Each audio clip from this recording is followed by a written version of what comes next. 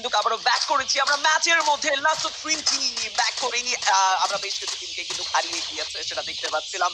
Bangladesh top 1 বিদায় নেবেন, তবে সেই জায়গায় রকম্যান গেমিং, জারা গেমিং এন্ড সিয়াম ভাই তিনটি টিম অবস্থান করতে দেখছিলাম। আবারও টপ 3 তে এন্ট্রি নেওয়া রকম্যানদের জন্য ইটস এ বিগ ম্যাচ, বিগফুল match. Let's go Rockman gaming. লং থেকে জারা গেমিং তারা অবস্থান করছে 12 কিল পয়েন্ট।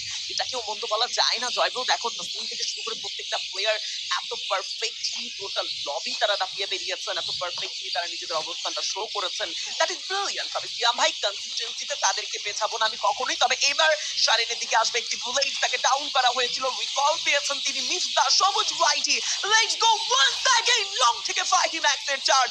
ও ওয়াও, বিএফ কে দিয়ে পুরোপুরি ভাবে ইয়ামদের প্রেশারাইজ করা। তবে কিলগুলো দিয়েছে রকম্যানদের খাতায়। It's a 4v4 battle. What do you think জয়ব্রো?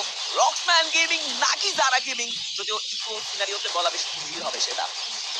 There is a high possibility for Rocksman Gaming, but nothing to say, nothing to predict, guys. এখানে কিন্তু আসলে যারা গেমিংরাও খেল ঘুরিয়ে দিতে পারেন, যদিও বা ভুল করছেন না এখন পর্যন্ত। ও রাহাত, what a headshot! ফাহিমকে নক নেওয়া হয়েছে।